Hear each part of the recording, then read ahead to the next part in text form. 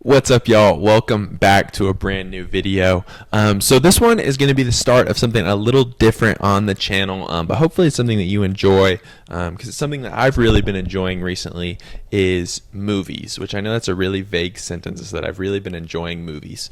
But just I've really been having a good time watching movies and reading about movies and reviewing movies and different things like that. And I've been trying to watch like some of the best movies, or what I consider some of the best movies of all time, and just different kinds of movies and things like that. And that's something I've really been doing the past couple of years. And I have literally like this absurdly long list of movies that I want to watch. So you'll start seeing some reviews for old and new movies on the channel, as well as different lists of movies and stuff like that, just to, pour my time into something to make something that hopefully you guys can enjoy. But something else that I'm going to be doing is, which I already have the lists, but I've asked some of the people in my life to send me lists of their favorite movies, their like top 10, and I'm going to watch and review those. But before I do all of those, I thought the best place to start would be to make a list of my favorite movies and share that with you all, so you can understand kind of what I like in my movies. So keep in mind, these are my favorite movies of all time, not what I think are the best movies of all time. And I've changed this list probably 20 million times, like not that many, but a lot. And I'm doing my top 25 because I really suck at narrowing stuff down. And even with that, I still have some honorable mentions that I'd like to honorably mention, which are The Dark Knight, The Social Network, Gladiator, Coco, Frozen, Tangled, The Greatest Showman, Django Unchained, Glass Onion, and Monsters University, which I know is quite the list in itself. So I have my top 25 here. I did rank them from 25 down to 1, just to make it even more challenging on myself, I guess.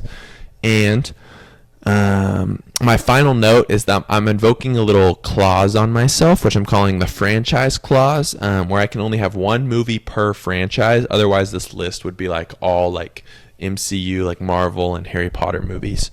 So I'm only allowed to have one movie from each franchise. So I'm going to start off here at number 25 with Good Will Hunting. First and foremost, first thing you need to know is I love Matt Damon. He is probably one of, if not my favorite actor. So that's an automatic plus, obviously. Secondly, Good Will Hunting is probably the second best written movie that I've ever seen. It's like smart and deep and hits on a lot of things, but it also is warm and endearing, and is like an easy watch. It has a great cast with awesome characters, and I think one of my favorite like niche movie tropes is the trope of someone who you wouldn't expect to be smart and they end up being like really smart. Like you could even say like wicked smart, and that's one of my favorites. And I think the scene in the bar where Will Hunting calls out that jerk dude and then asks him, he like bangs the thing up, he's like, do you like apples? I think that is one of the greatest movie scenes ever. I think it's probably like my second favorite movie scene ever. I literally pulled it up on YouTube like a month or so ago. Literally, my wife had never seen Good Will Hunting, and I have a hard time convincing her to watch full movies with me, so I just showed her that one scene just because I think it's so good, that I just wanted to show her. But yeah, that's it. Good Will Hunting, number 25. At number 24, we have Avatar: The Way of Water. So I have a confession that I hope you guys will level with me here. I'm trying to level with you, be real, right? When it comes to the first Avatar movie, I was an absolute hater. I didn't understand why it was so successful and why it was like the highest grossing movie ever. And it's one of the very few movies that I had fallen asleep in the theater during, but though keep in mind I was 8 at the time. And so I was so amped up for Avatar: The Way of Water to just fail and to suck, and I was so ready to just watch it crash and burn, and I wasn't going to go see it, but then I ended up going to see it with my friend Dalen because he asked me if I wanted to go, and I wanted to hang out with him more than I wanted to not see the movie, and so I went, and I was just in awe. So it was the most visually stunning movie I've ever seen, period. intriguing story and I think it has better characters than the first movie. I know there are characters from the first movie, like the next generation, all the kids, I think are such endearing, good characters. It expands the lore of this world of Pandora and stuff, and it just makes you so excited or at least made me so excited for the next movie, even though that'll not probably be out for another 25 years. And I think the main thing that speaks for how good this movie is that it was able to convert a hater, which is not an easy thing to do. So Avatar: The Way of Water. At number 23, I have Spider-Man Across the Spider-Verse. So I think 2023 was one of the best years for movies. And I don't know if that's a common opinion or not, but there have been so many good movies this year. There were definitely some misses, no doubt. But there are a lot of strong movies from this year, and I actually have 3 total movies from 2023 in my top 25, starting with Spider-Man Across the Spider-Verse right here. So it took everything. Into the Spider-Verse probably would have been here at like 25, and it just improved upon it. It improved upon the animation. It's the same style, but even more of it and new styles, and it's just even better. The voice acting is just so good, and the characters are they're all united by this thing that they're all spider people, but they're all so different and intriguing. And it just builds on the first movie so well. It develops characters from the first movie as well as introduces some awesome new characters. And I'm so excited for the next installment in this franchise. And my expectations are extremely high since the first 2 movies have been so good. But maybe it'll take the spot on this list after I see it. Now, at number 22, another thing, something you need to know about me is that I love Christmas. I love Christmas music. It is September 22nd. I've been listening to Christmas music for a couple weeks, and I'm not. And you can be mad at me if you want for that. Though I don't know why you would waste your time and energy being mad at that, but you do you. But I just like to be holly jolly for more than a month out of the year, and I love Christmas movies. I love the Christmas season. I love everything about Christmas, and so I actually have 4 Christmas movies that made this list, and Christmas Vacation is right here at 22, National Lampoon's Christmas Vacation. I think it's the second funniest Christmas movie, which I'll tell you what the funniest is later in the video, and I think that's just like a fact that it is one of the top 2. It has memorable, like relatable characters. Every single character in it is memorable, and it's just so funny. It's like even if they're not relatable, like, oh, I relate to that character, you can relate it to someone, like, oh, that does remind me of my aunt or my great aunt or my uncle or my grandpa or my little brother or whoever, my crazy neighbors. And it's a must watch for me every holiday season. And I'll say that Cousin Eddie really does remind me of my dad. Shout out Scott. And if he watches this, I think he'll get a kick out of that. Now, number 21 is Die Hard. And yes, this is one of the 4 Christmas movies on here because it is a Christmas movie, and I'm not going to get into it right now why I think it is, but if you disagree, I'll explain my reasoning to you. I'm not going to try to convince you because you have the right to your opinion, but I'll explain to you my reasoning. To me, it's also just the best action movie of all time, like pure action movie. I'm not counting superhero movies and stuff in that. John McClane is the action hero GOAT. It changed the landscape of action movies, me saying that, born in 2001, so not even being there. But I do my research and I read stuff, and so it changed the landscape of action movies. And whenever I'm marathoning my Christmas movies, Die Hard is always a nice bright break because all the rest of them are like pretty laid back and comical or romantic, like family movies. And then it's just like, boom, Die Hard, explosions, and people getting shot and beat up, and it has like some of the best action set pieces. It feels fairly like realistic. Like I don't feel like there's ever anything where I'm like, I don't know, that seems like it's probably defying a lot of laws of gravity or laws of physics, or I don't know if that would really happen. The Hans Gruber and his plan is so well thought out, and honestly it has its moments where it's pretty funny as well. Something about me, I think that's like my 4th time saying something about me. So that's something about me is I say something about me a lot. And something else about me is that I like comedy movies, but even more than a comedy movie, I like a movie that's not a comedy movie that is comical. So it's like I like the Marvel movies because they're not comedies the whole time, but they have really comical moments. And so if a movie has no comical moments, I probably won't like it. Now, speaking of extremely comical movies, at number 20, I have The Shawshank Redemption. So there are a couple movies I have on my list that are considered like actually really good films, like some of the best ever, and this is obviously one of them. For me, Shawshank was one of those movies that I did not understand the hype about at all, and then I watched it and completely understood the hype about it. And I don't even know what to say about the Shawshank Redemption that hasn't already been said, because it is considered one of the best movies ever. All I'll say is that if you haven't seen it, you should watch it, because it really is really good. Number 19, I have the second 2023 movie on my list, and it is Barbie. Barbie to me is a clever, extremely well-written movie. It's funny. It's heartwarming. It's a fun premise. Margot Robbie is awesome. Ryan Gosling is awesome.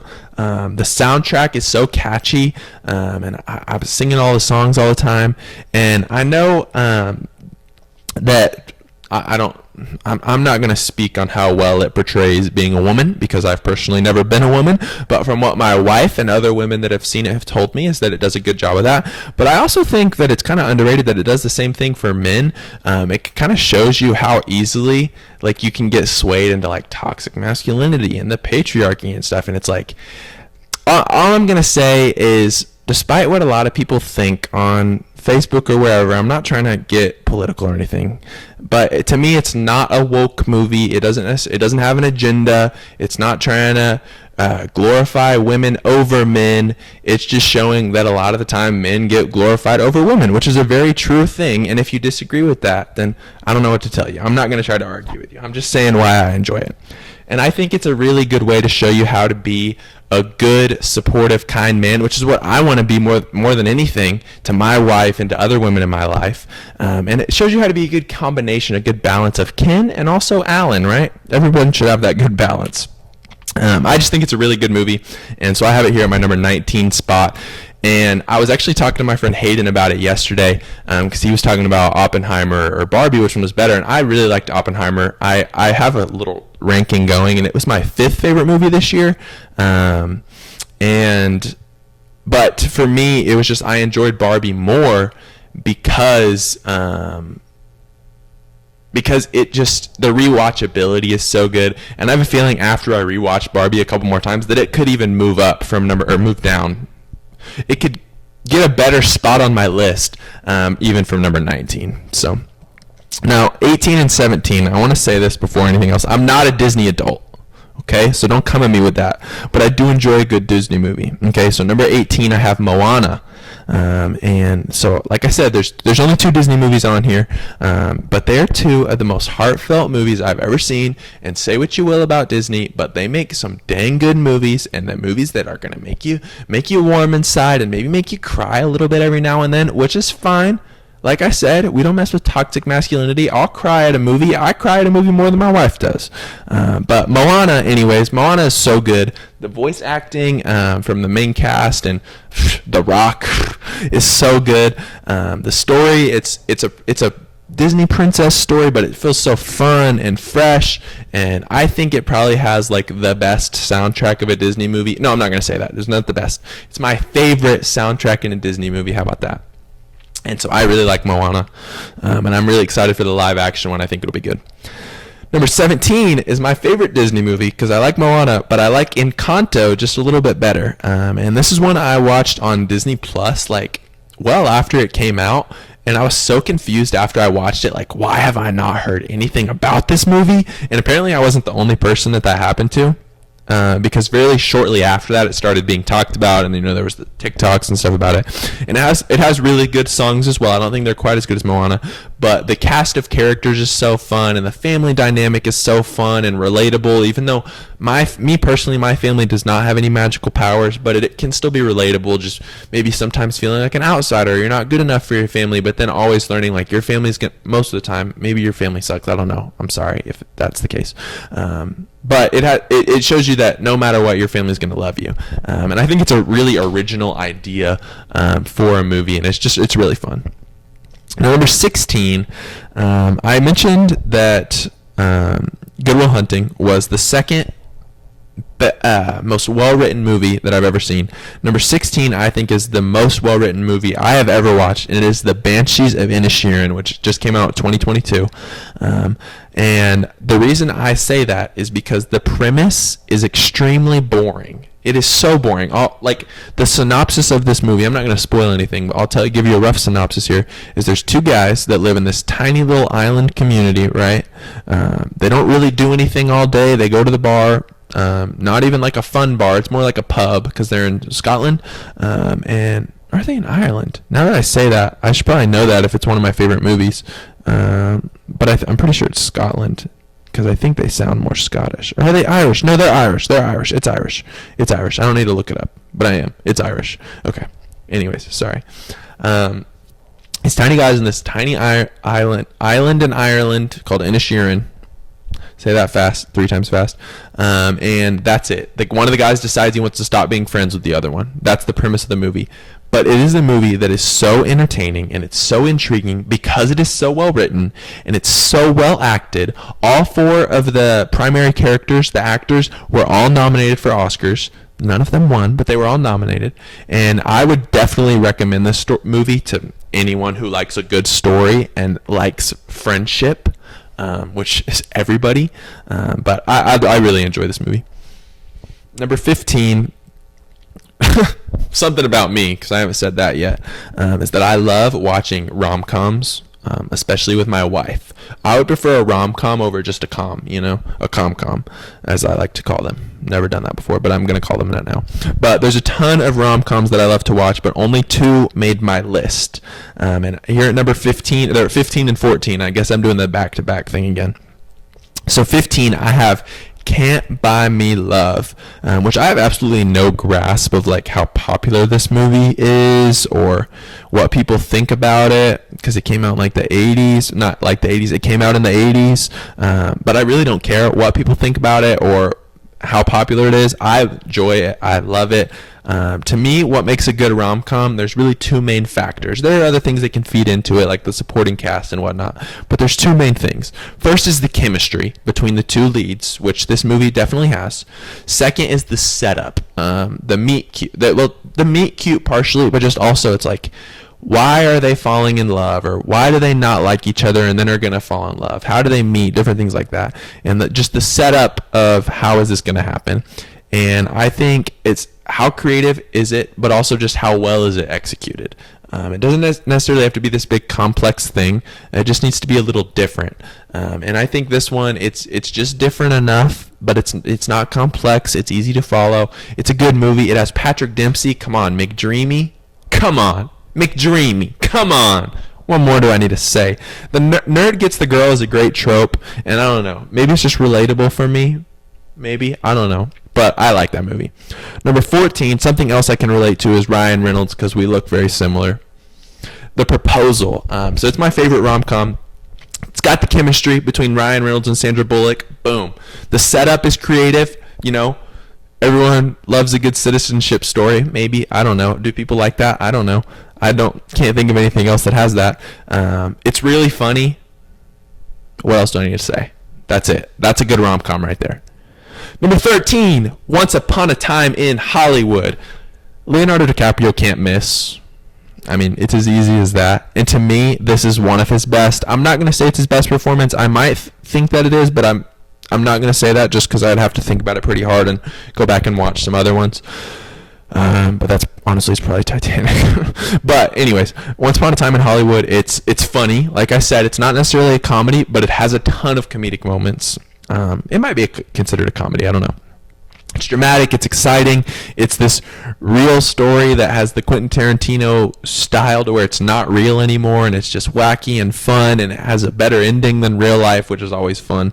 And Quentin Tarantino can be a little hit or miss for me because sometimes they can be a little too Tarantino, if you know what I mean.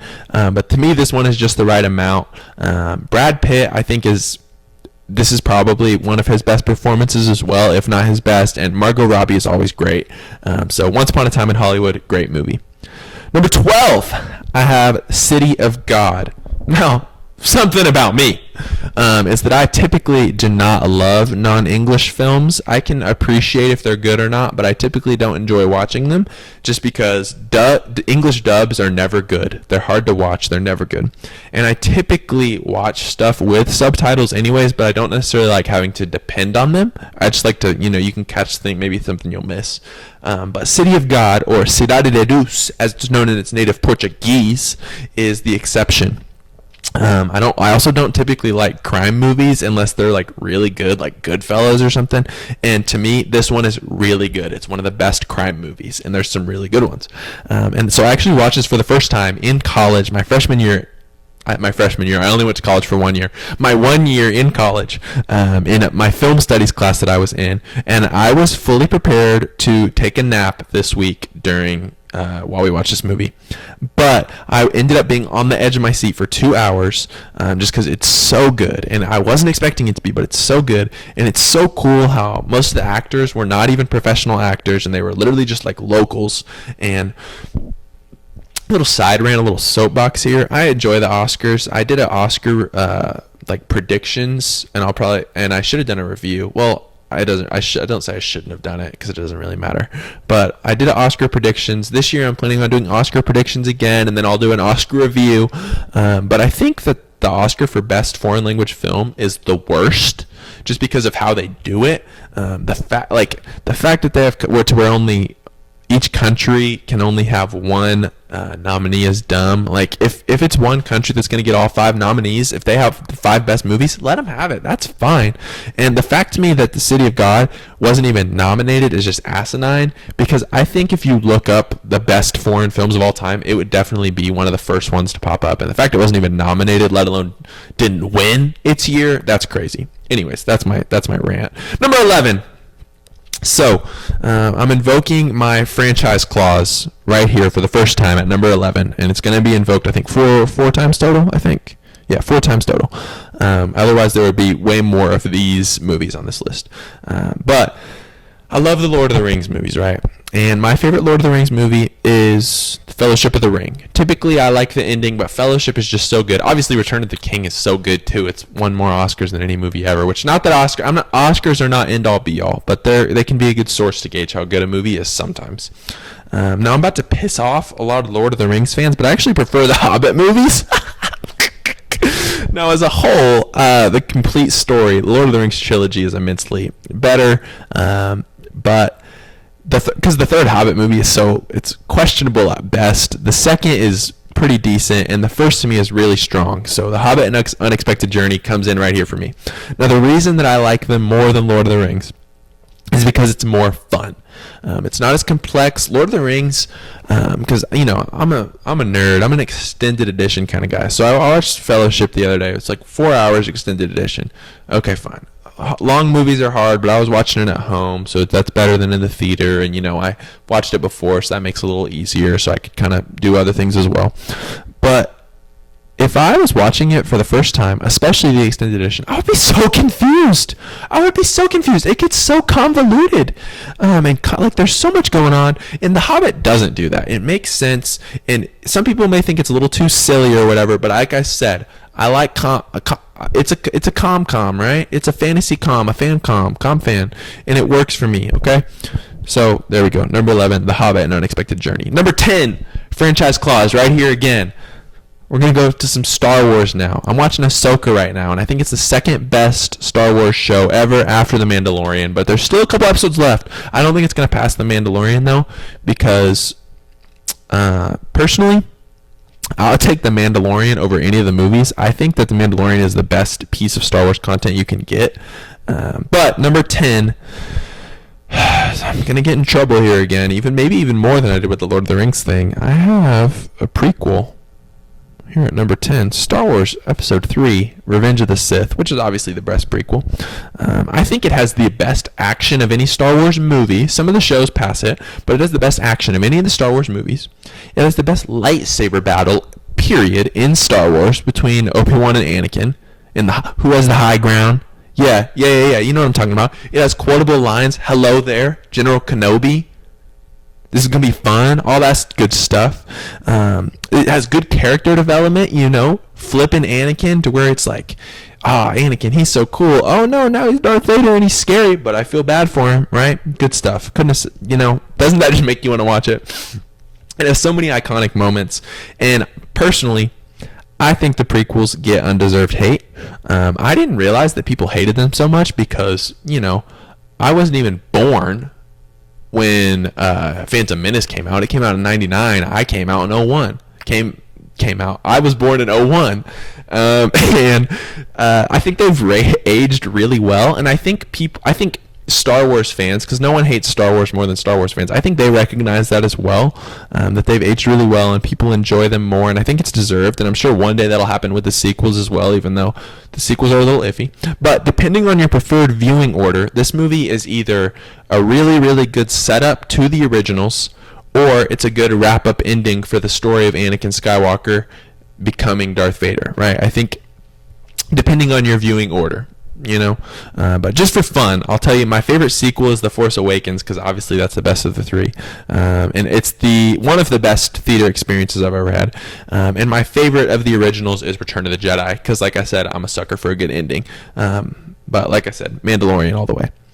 Number 9, another Christmas movie. 8 and 9, both are Christmas movies. And at number 9, I have the funniest Christmas movie of all time. And this is not an opinion. This is a fact. The funniest Christmas movie of all time is Elf.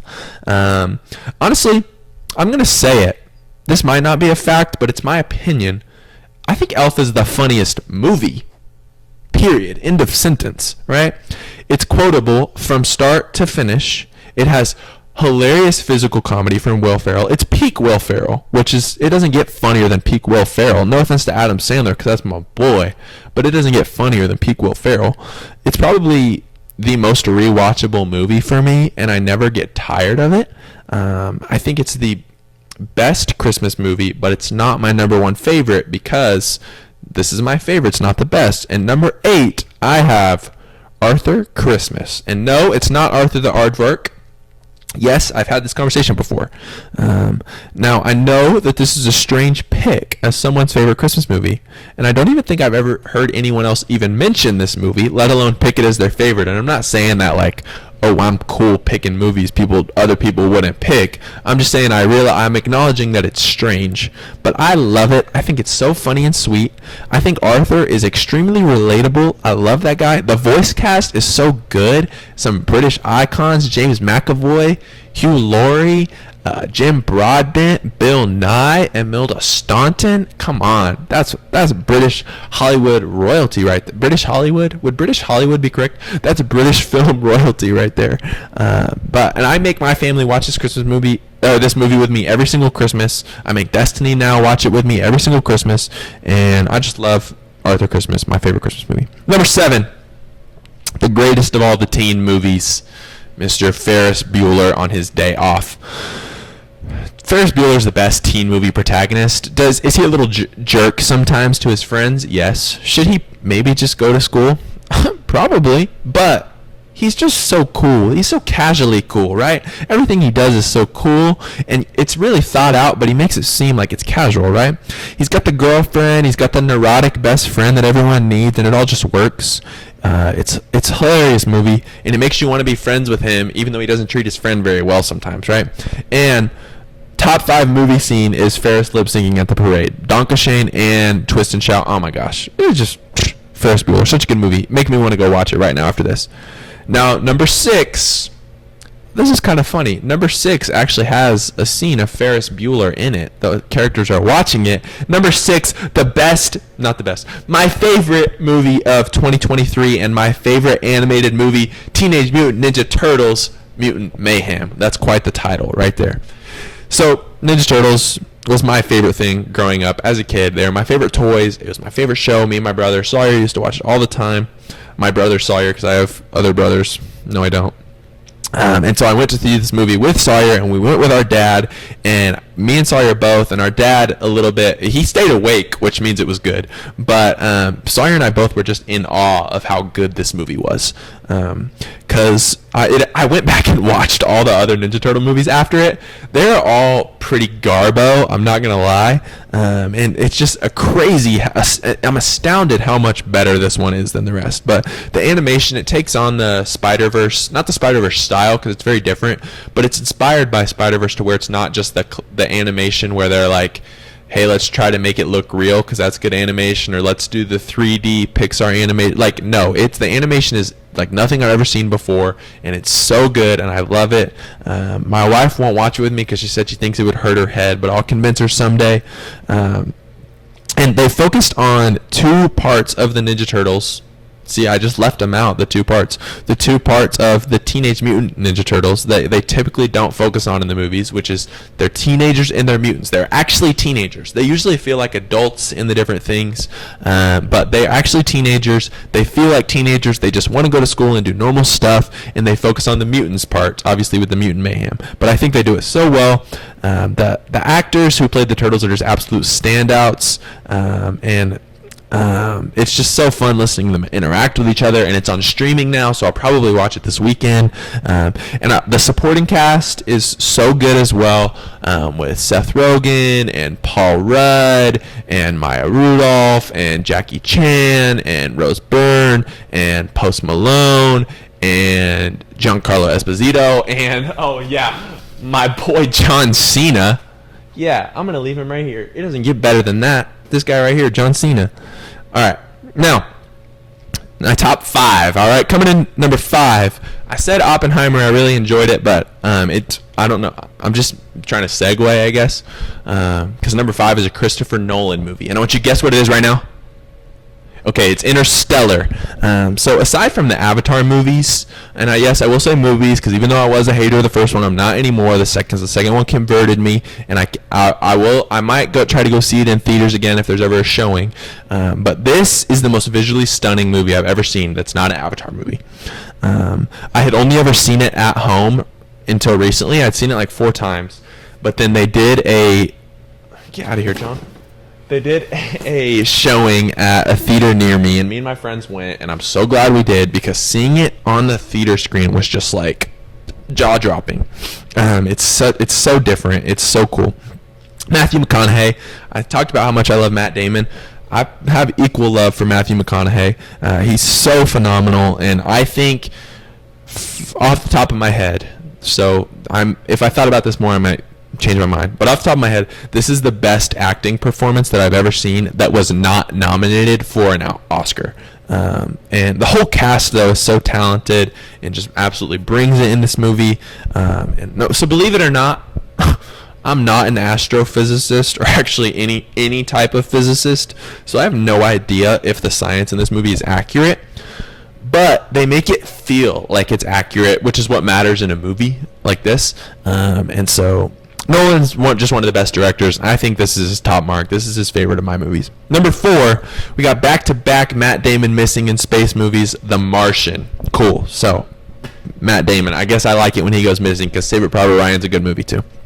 But The Martian is my favorite novel ever. And the movie, The Martian, is just like one of the most faithful page-to-screen adaptations that I personally have seen, where I've actually read and watched both. And it's so funny for such a bleak premise of a dude literally being stuck on a planet by himself, and I think it's Matt Damon's best acting job because he spends majority of the movie acting by himself to a camera or to a robot or literally by him to himself, growing potatoes and stuff, and it's interesting. And similar to, it's like Interstellar. I don't know if the science is accurate, but they make you feel like it is, and they make you feel like oh, we don't know if we're going to be able to do it. It's not just like an easy yes, let's go save him. It's like we really got to try really hard. And to me, it's one of those movies that just makes you feel like you can see the good in humanity because everybody comes together and wants to see this one guy saved. Now, number 3. We got a franchise clause again right here. So it's a Harry Potter movie.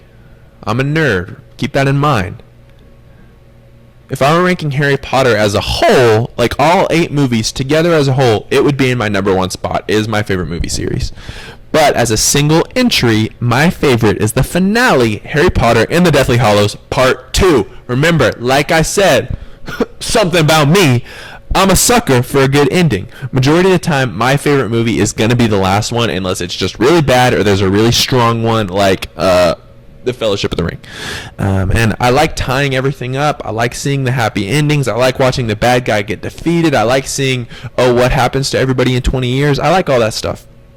So every time I rewatch the Harry Potter movies, which is pretty often, I've already seen them probably as a whole, like all 8 movies, I've probably watched them 15 times, like at the whole series. And my wife and I we're going to plan to watch them together every year because she really enjoyed them too when we watched them. But every time I watch them, I have a different favorite movie. Sometimes it's the first one, sometimes it's the third one, sometimes it's the fourth one, sometimes it's the fifth one, never the sixth one. Not a Half-Blood Prince guy right here. It just gets a little too dark for me, and there's a green filter on the whole time. But anyways, I digress. But every time when I get to Harry Potter and the Deathly Hallows Part 2, it's always my favorite, and I always enjoy it the most because it brings a good ending to every character. It wraps it up, and I'm excited for the Harry Potter TV show. I hope they don't fumble it, and it's an extremely epic finale. Even more than the Harry Potter TV show, this literally has nothing to do with anything. They released the Percy Jackson trailer like 2 or 3 days ago. I'm so amped up for that. I've never been more excited for any release of anything in my life, other than maybe like, I'm not going to say it because it's on this list, but like a couple of Marvel movies. But like, even then, I don't know. I'm so amped up for Percy Jackson, and I hope it doesn't suck because that would really suck for me. Okay, number 2. For a while, this was my favorite movie, and I say a while. I'm only 22. I probably didn't have a favorite movie until I was like 8, and even then, I wouldn't have been able to tell you what it was. Maybe like Cars, which unfortunately did not make this list. Great movie though, ka-chow. But I would say probably from age like 13 to age, I'm trying to think when this other movie came out, to age like 17, 18, Forrest Gump was my favorite movie. And so right here I have Forrest Gump. I think it's the best movie ever. It's not my favorite, but I think it is the best movie ever. If someone asked me, hey Shane, what's the best movie ever? You know what I would say? You should know now. I just said it. Forrest Gump. It's funny, heartfelt, dramatic, endearing. It's peak Tom Hanks, which is saying a lot because he's Tom Hanks. He's like the best actor ever. Maybe. I don't know. I'd have to think about it, but he might be. And I just love rewatching this movie. It doesn't feel like it should be one that's not worth. It doesn't feel like it's one that would be enjoyable to rewatch just because it's like, you know what's going to happen. Well, I guess if you've already seen any movie, you know what's going to happen. But it's long, and there's so many different things, and it's like it's like an epic story, right? And sometimes those can be hard to rewatch. But Forrest Gump is such a good rewatch. And it's so many different genres of movies. It is a comedy. It's a historical epic, a war movie, a sports movie, a political drama, a coming-of-age movie, a movie about friendship. It's all wrapped up into one, right? And it doesn't get convoluted. But above all else, it's just a story about a boy who loves a girl. And you just can't beat that unless you go to number 1, which I said I'm a sucker for a good ending. I've referenced a few times that this is probably going to be that this is a Marvel movie. To me, the best ending there is Avengers Endgame. And it is my favorite movie. So, like I said, Harry Potter would be my favorite movie series, but the MCU is definitely number 2. And every single second of this movie is a reference to something else, but I think personally it still manages to stand on its own as a movie. I don't feel like I have to watch all 19 movies prior for me to go watch Endgame. I've just gone and watched Endgame multiple times. I've probably at this point watched it more than I've watched any of the other MCU movies. And if I didn't have this franchise thing, which I mean, I did it just for the sake of diversity. This list would be dominated by MCU movies because they do have some really good ones pre and post Endgame. Even though post Endgame has been mostly rough, there's been some hits. But we have, the first Avengers, Infinity War would be on here, Captain America: Civil War, Spider-Man: No Way Home, even Spider-Man: Homecoming, Guardians of the Galaxy 3, Guardians of the Galaxy 2 was okay, but it wouldn't be on here. Thor: Ragnarok, right? those are all off the top of my head. Those are like the best MCU movies. But to me, Endgame has them all beat. It's the best ending. It wraps everything up. I still get goosebumps every time I watch it. The big final battle scene, to me, it's the best battle scene in the movie, but it's also my favorite, not the best, my favorite movie scene ever. Like, I'll just go and just watch that movie, that scene. It's the best theater experience I've ever had because, you know, going to a movie on opening night can be hit or miss just depending, but, you know, the nerds, they're going to come out. And so just Avengers Endgame was the best movie theater experience I've ever had, and I don't ever see it getting beat. And you know what really gets me with Avengers Endgame, not what really gets me, but what also gets me with Avengers Endgame is literally the credits. How they have the special credits where it plays the Avengers theme song and it shows all the people. Literally has me, I'll cry. If I pulled it up and watched it on YouTube right now, I would cry. I would cry just watching the credits. How crazy is that? I know, it's crazy. Anyways, those are my top 25 movies of all time.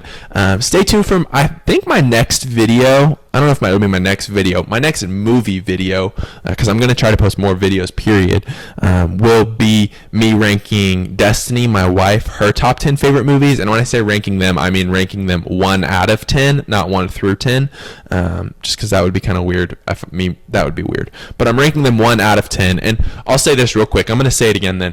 Me ranking someone else's movies 1 out of 10 does not mean that they should not be in their favorites. If somebody came and ranked my movies, maybe they would get a low score. That's fine. They're still going to be in my favorites. It's just how much I enjoyed them and how much they were my favorites. My wife is knocking on the door right now, and I'm recording a YouTube video. She's yelling at me now.